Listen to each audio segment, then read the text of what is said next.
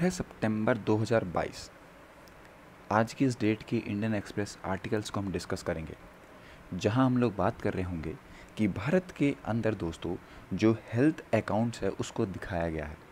जो गवर्नमेंट की स्पेंडिंग है वो यहाँ पे ज़्यादा बताई गई है, लेकिन जो ओवरऑल एक्सपेंडिचर है दोस्तों वो कम हो गया है। और आउट ऑफ पॉकेट जो स्पेंडिंग है लोगों की वो कम है, लेकिन लोग यहाँ पे गवर्नमेंट से ज़्यादा स्पेंड भी कर रहे हैं।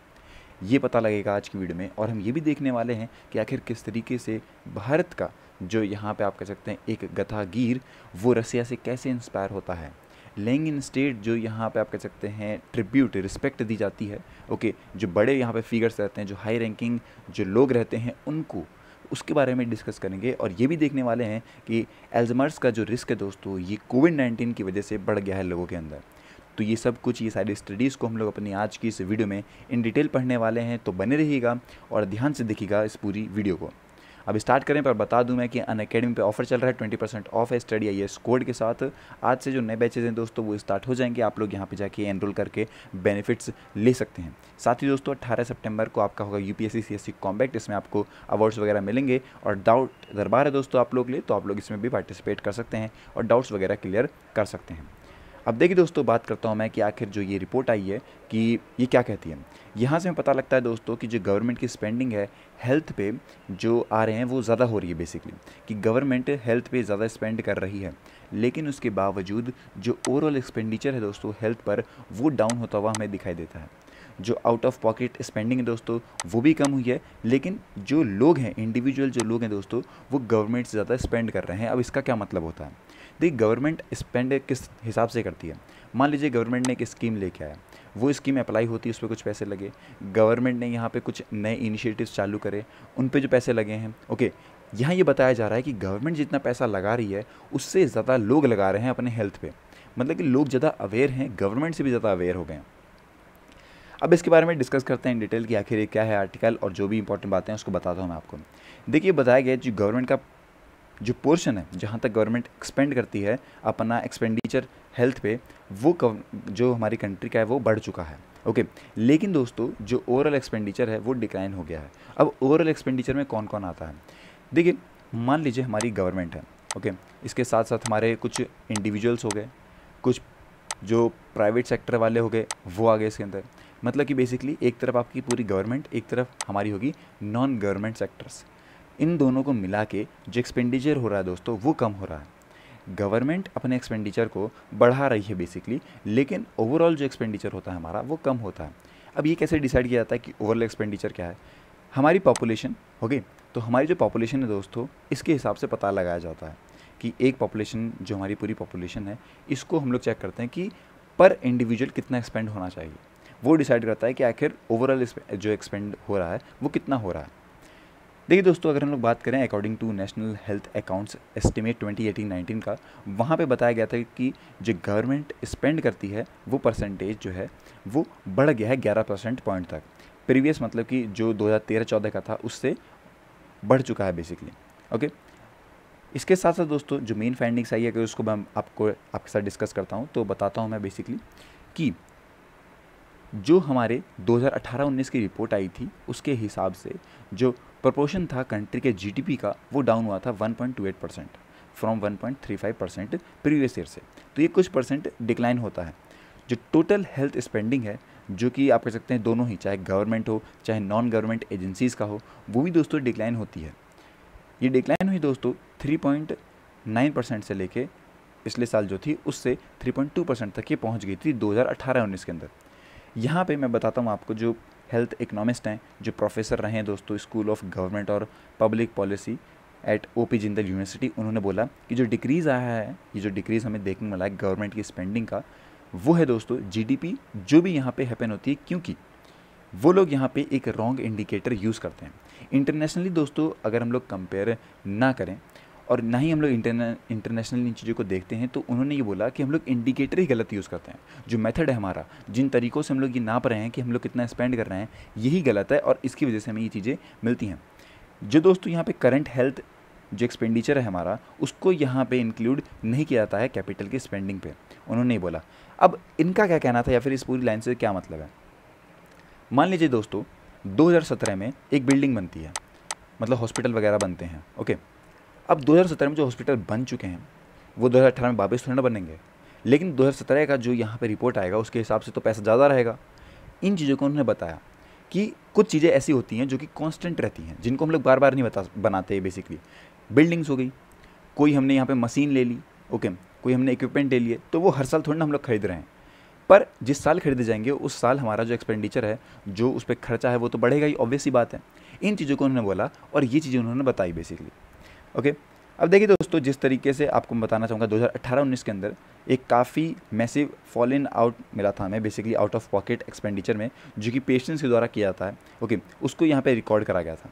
आउट ऑफ पॉकेट एक्सपेंडिचर के बारे में अगर मैं बताऊँ आपको, तो जैसे कि आप लोग को पता है कि लार्जरली जो लोग हैं हमारे, मतलब भारत देश के अंदर, ये लोग गवर्नमेंट हॉस्पिटल के बजाय कहाँ जाते हैं? प्राइवेट हॉस्पिटल्स में।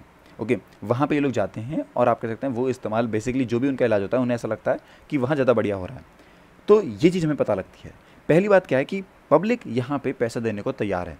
अगर उन्हें ऐसा लगता है दोस्तों कि उनका हेल्थ सही हो तो वो पैसा देने को तैयार है। इसीलिए जो हेल्थ केयर एक्सपेंसेस हैं दोस्तों, ये आउट ऑफ पॉकेट है, ये बढ़ गए बेसिकली। ओके, अगर हम लोग कंपेयर करते हैं 2018 और 19 के अंदर, वहाँ हमारा रहा दोस्तों 48.2%। ओके, और 2017 में दोस्तों ये 48.8% था। ओके, जो फॉल हमें देखने को मिला दोस्तों वो इसलिए क्योंकि इंडिया आउट ऑफ एक्सपेंडिचर पे कंटिन्यू रहा, और इसका जो कंपैरिजन है दोस्तों अलग कंट्रीज से, वो हमें ज़्यादा देखने को मिलता है। 2017 में इंडिया की पोजीशन थी 66th आउट ऑफ 189 कंट्रीज़ में, और हम लोग दोस्तों लगभग $100 जो per capita out of expenditure spend करते थे। ओके, काफ़ी सारी और भी कंट्रीज़ हैं भारत के अंदर, जैसे कि भूटान होगी जो कि 37 नंबर पे थी, और इसकी एक्सपेंड की बात करूँ मैं आउट ऑफ पॉकेट, तो ये था $47.3। फिर दोस्तों बांग्लादेश 52 नंबर पे, थाईलैंड हो गया 54, पाकिस्तान 55 और नेपाल 63 पे था। भारत की पोजीशन 66 थी। आउट ऑफ पॉकेट एक्सपेंडिचर जो है दोस्तों, ये हाईएस्ट रहता है डेवलप्ड कंट्रीज़ के अंदर, जैसे कि यूनाइटेड नेशंस, यहाँ पे आप कह सकते हैं इसकी रैंकिंग थी 185। ओके, और इसकी एक्सपेंडिंग थी दोस्तों मैं बता दूँ लगभग $1151.94। यूके की बात करूँ तो वो थी, उनकी रैंकिंग थी 167, और इनका एक्सपेंडिंग थी दोस्तों $755।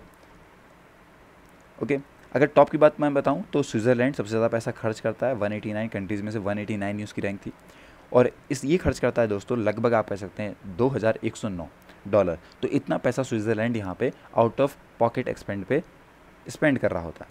अब इतना ड्रॉप जो भारत में हमें देखने को मिला है, इसमें इस वजह से ये बताया जा रहा है क्योंकि दोस्तों ये जो चीज़ें हैं ये इक्विवेलेंट रही हमारे जीडीपी उस साल की। इसका ये मतलब होता है कि जो लोग यहाँ पे स्पेंड करते हैं वो गवर्नमेंट ज़्यादा स्पेंड करते हैं। हर एक आप कह सकते हैं, अगर हेल्थ केयर स्कीम्स को भी हम मिला लेते हैं, नए हॉस्पिटल्स को मिला लेते हैं, तो उस साल यहाँ पे आप कह सकते हैं ज़्यादा खर्च हुआ था। इस वजह से ये हमें जो डिक्लाइन है ये देखने को मिला। साथ ही दोस्तों अगर मैं आपको बताऊँ कि जो भी एक्सपर्ट्स की माने, उन्होंने ये बोला कि there is no ground of explanation for the drastic drop in the out of pocket expenditure. Okay, जो मेथड्स हैं उनको अगर वो लोग उनको भी देखते हैं तब भी, पर दोस्तों जो ड्रॉप हमें देखने को मिला ये कई बार हमें आप कह सकते हैं वरिंग रहता है। ओके, और एक और बात आपको मैं बताना चाहूँगा कि जो डेटा हम लोग ने कलेक्ट करा है बेसिकली, उसको हम लोग डायरेक्ट कैप्चर नहीं कर सकते हैं स्पेंडिंग पे by the richest 5% of the country. Okay, वो लोग ज़्यादा एक्सपेंड करते हैं। अब ये मैं बताना चाहूँगा कि काफ़ी बड़े चंक पे आउट ऑफ पॉकेट एक्सपेंडिचर जो है वो हमें एस्टिमेट लगाने को मिलता है। अगर करंटली हम लोग बात करते हैं एक्सपेंडिचर के बारे में कि आखिर करंटली किस तरीके से हम लोग एक्सपेंड कर रहे हैं, ओके, उनको मैं बताऊं तो हमारी कंट्री का जो एक्सपेंड है दोस्तों ये नॉट अकाउंटिंग रहा कई सारे एक्सपेंसेस को लेके कुछ सालों तक। ये मैं बता देता हूँ आपको, ये रहा लगभग ₹5.4 लाख करोड़ तक का, जो कि 90.6% है हमारे टोटल हेल्थ एक्सपेंडिचर का। इसका कुछ भी आप कह सकते हैं यहाँ पे अकाउंटिंग नहीं रहा था कई सालों तक। ओके, अब कौन पे करता है, कौन रिस्पॉन्सिबल है इन सभी के लिए कि आखिर पैसा तुझे देना है या मुझे देना है? देखिए दोस्तों, जो सेंटर है उसका कुछ शेयर रहता है। ओके, करंट हेल्थ एक्सपेंडिचर पे ये लगभग 11.71% है। स्टेट गवर्नमेंट का है दोस्तों 19.63, लोकल बॉडीज़ का है 1.01%, हाउस होल्ड वगैरह जिनके अंदर आपके इंश्योरेंस कॉन्ट्रीब्यूशंस वगैरह ये सब आ जाते हैं वो है आपका 60.11% का। ओके, और साथ ही दोस्तों जो बच गया वो आपका आप कह सकते हैं कॉर्पोरेट रहता है NGOs वगैरह में और एक्सटर्नल या फिर डोनर फंडिंग के अंदर। इस हिसाब से जो हमारा आप कह सकते हैं पैसा है एक्सपेंड होता है और इस हिसाब से ही कैलकुलेट किया जाता है। अगर दोस्तों मैं आपको थोड़ा सा डेटा बताऊं तो 2018-19 के अंदर 34.5 जो था वो रहा था इन पेशेंट केयर के अंदर, और 18.9 था दोस्तों आउट पेशेंट केयर।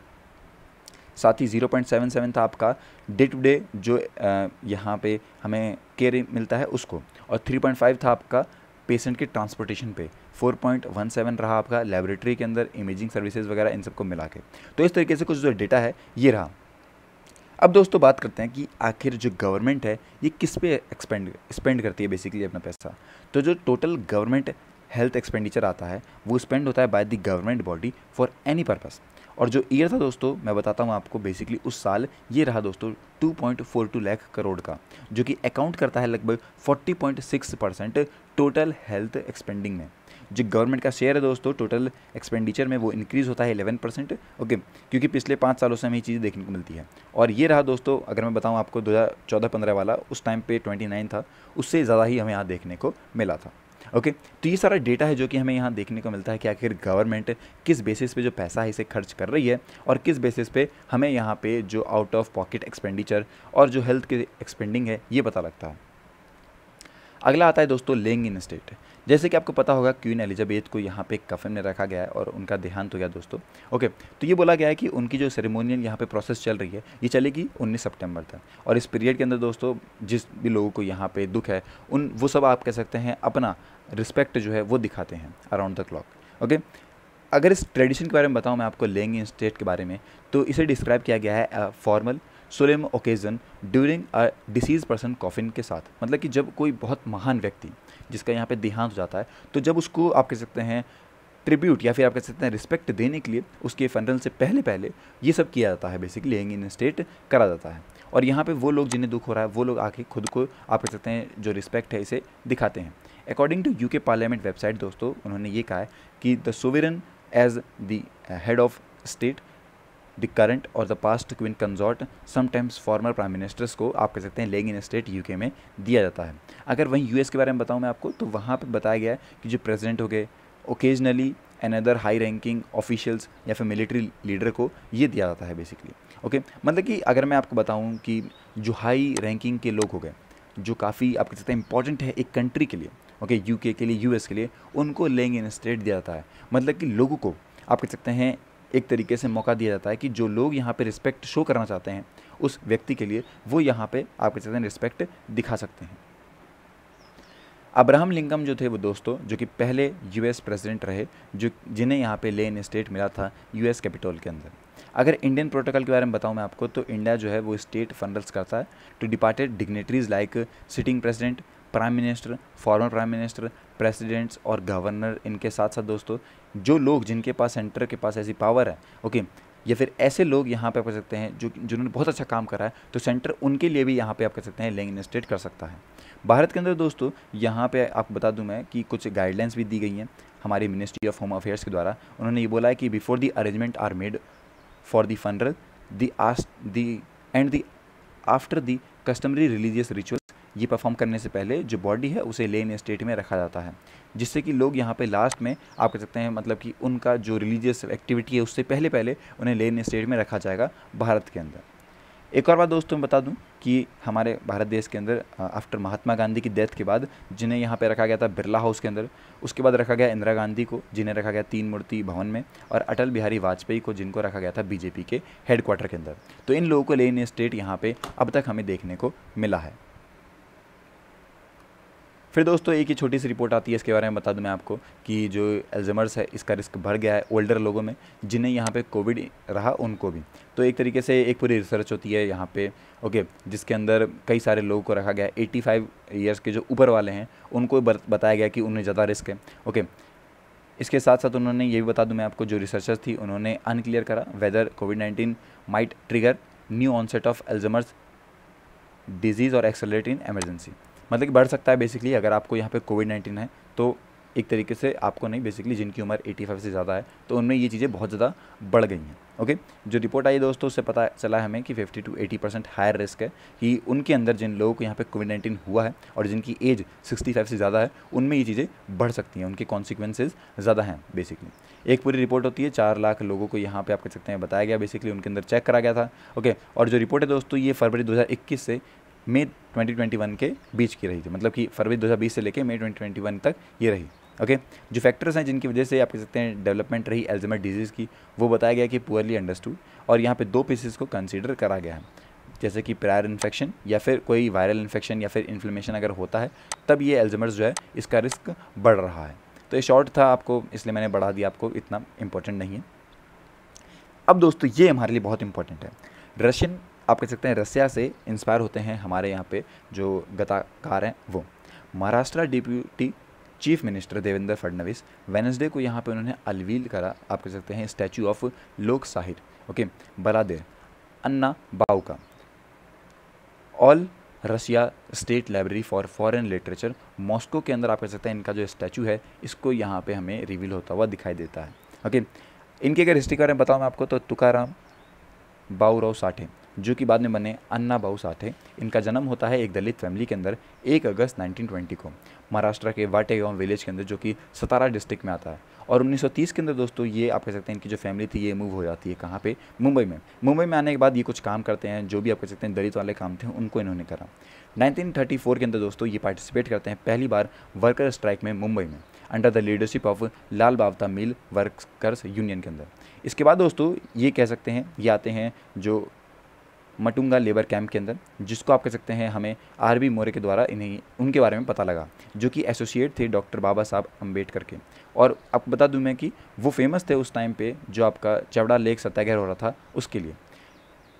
उसके बाद से दोस्तों जो साथी हैं जिनको यहाँ पे विलेज में पढ़ने नहीं दिया जाता था, उनको यहाँ पे अब जो पढ़ना लिखना सिखाया गया था उनके ही स्टडी सर्कल्स के अंदर। जो राइटिंग गियर्स के बारे में बताऊँ मैं आपको, तो साठे ने अपनी पहली पोएम जो लिखी थी वो यहाँ पे लिखी थी मिनीक ऑफ मॉस्किटोज़ लेबर कैंप के अंदर जो हैं उनके बारे में। ओके, फिर दोस्तों इन्होंने अपनी खुद की एक दलित युवा संघ बनाया जो कि एक कल्चरल ग्रुप था, और साइमल्टेनियसली दोस्तों इन्होंने जो पोएम्स वगैरह है इसे भी चालू कर दिया लिखना। लेकिन ये लिखते थे जो वर्कर प्रोटेस्ट हैं उन पे, ओके, जो उनके सामने जो चीज़ें थी उन पे वो लिखते थे। अब जब ये टाइम रहा उनका, उसके टाइम पे जब प्रोग्रेसिव राइटर्स एसोसिएशन फॉर्म करी गई एट द नेशनल लेवल, और रशियन जो वर्कर्स थे उन्हें, जैसे कि आपका मैक्सिम गोर्की हो गया, एंटोन चिकोवा हो गया, इन्हें ट्रांसलेट करा गया था मराठी के अंदर, और उस टाइम पे इनका काफ़ी ज़्यादा इंटरेस्ट बढ़ा इसके अंदर। 1939 के अंदर दोस्तों इन्होंने अपना पहला बैलेड लिखा था स्पेनिश पोवाडा। ओके, ये इनका पहला यहाँ पे जो बैलेड है ये हमें देखने को मिलता है। साठे और उनका जो ग्रुप है ये ट्रैवल करता है अक्रॉस मुंबई अलग अलग कैंपेन के अंदर फॉर वर्कर्स राइट, और आउट ऑफ यहाँ पे 49 ईयर्स जो उन्होंने जिया उसके अंदर साठे ने अपनी राइटिंग को चालू करा था 20 साल के बाद, और लगभग इन्होंने उस टाइम तक 32 नॉवेल्स, 13 कलेक्शंस जो शॉर्ट स्टोरीज़ के हैं, और लगभग इन्होंने 4 प्लेज लिख दिए, और कुछ यहाँ पे इन्होंने आप कह सकते हैं ट्रैवलॉग भी बनाए, और साथ ही जो 11 बैलेट्स हैं इनको भी लिखा उन्होंने। मास अपील के अगर बारे में बताऊँ मैं आपको, तो जिस तरीके से आपको पता होगा कुछ उनके काम थे, जैसे कि आपका हो गया अकलेची गोस्ता हो गया, आपका माजी महीना गवावर, ये सब हो गया, तो ये आप कह सकते हैं काफ़ी पॉपुलर रहे थे इस स्टेट के अंदर। 6 उनकी नोवेल रही थी दोस्तों जिन्हें फिल्म में भी कन्वर्ट करा गया था, और उन्हें काफ़ी सारी लैंग्वेजेस में भी ट्रांसलेट करा गया था, जिसके अंदर होगी आपकी रशियन, और फिर उनका यहाँ पे बंगाली स्कॉल हो गया, बंगाली फेमिन पे जो पूरी तरीके से आप कह सकते हैं लिखी गई थी, इसे ट्रांसलेट करा गया था दोस्तों बंगाली में, और फिर उसको यहाँ प्रेजेंट भी करा गया था लंदन रॉयल थिएटर के अंदर। साठे ने दोस्तों डेडिकेट करा अपना फेमस नोवेल जो था Fakira to the doctor Ambedkar 1943 के अंदर। दोस्तों मैं बता दूं आपको, he was part of the process that lead the formation of the Indian people's theatre association. Okay, और ये दोस्तों बता देता हूं मैं आपको कि जो नेशनल प्रेसिडेंट थे वो रहे, आप कह सकते हैं 1949 के अंदर बने, मतलब कि जो IPTA है इनके नेशनल प्रेसिडेंट रहे थे ये। अब इनका रशिया के साथ कैसा कनेक्शन है, या फिर रशिया में आप कह सकते हैं इन्हीं इतनी आप कह सकते हैं जो स्टैचू वगैरह बनाया गया, तो ऐसा क्यों करा गया। देखिए, फेमस मराठी पोएट बाबूराव बगुल एक बार यहाँ पे, जिन्हें आप कह सकते हैं साठे भी कहा जाता था, ये काफ़ी फेमस हुए। अब हुआ दरअसल ऐसे कि इन्होंने रशिया गए थे, बेसिकली ये रशिया में उस टाइम पे ये गए थे, और उस टाइम पे रशिया के अंदर गए थे to the representative Indian literature, okay, वहाँ ट्रांसलेट करने के लिए रशिया में। साथ ही की जो नोवेल है एक चित्रा, जो कि काफ़ी फेमस है, और साथ ही साथ मैं बता दूं आपको जो कि है पूरे तरीके से बैटल ऑफ जो स्टेलिनग्राड पे हुई थी, जिसे ट्रांसलेट भी करा गया था। साठे ट्रैवल करते हैं रशिया में 1961 के अंदर along with a group of Indians, और इन्होंने उस टाइम पे अपनाया कि ट्रैवलॉग बनाया जिसका नाम था मज़ा रसियाचा प्रवेश, मतलब कि माई ट्रैवल टू रशिया।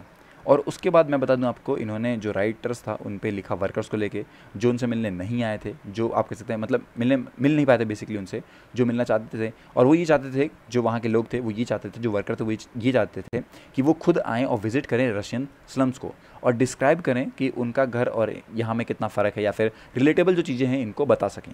ये सब चीज़ें जो हैं दोस्तों वो हमें यहाँ देखने को मिलती है, और इतना कुछ जो है हमें पता लगता है बेसिकली इसके पूरे टॉपिक के बारे में कि आखिर किस तरीके से जो आप कह सकते हैं हमारे भारत के एक व्यक्ति जो इंस्पायर हो जाते हैं रसिया की, आप कह सकते हैं जो वहाँ के क्रिएशंस हैं उनसे, और उनके बाद इन्होंने काफ़ी अच्छा काम करा, इतना अच्छा काम करा कि जहाँ से ये इंस्पायर हुए हैं अब वहाँ पे ही आप कह सकते हैं इनका स्टैचू वगैरह जो है वो बनाया गया है। आई होप दोस्तों कि अब आपको चीज़ें क्लियर हुई होंगी और आपको ये पूरा जो एक्सप्लेन सेक्शन है ये समझ में आया होगा। अगर आपको कोई भी सजेशन लग रहे हैं हमारे लिए तो बताइएगा कमेंट सेक्शन में। मिलते हैं नेक्स्ट वीडियो में और भी अच्छे टॉपिक के साथ।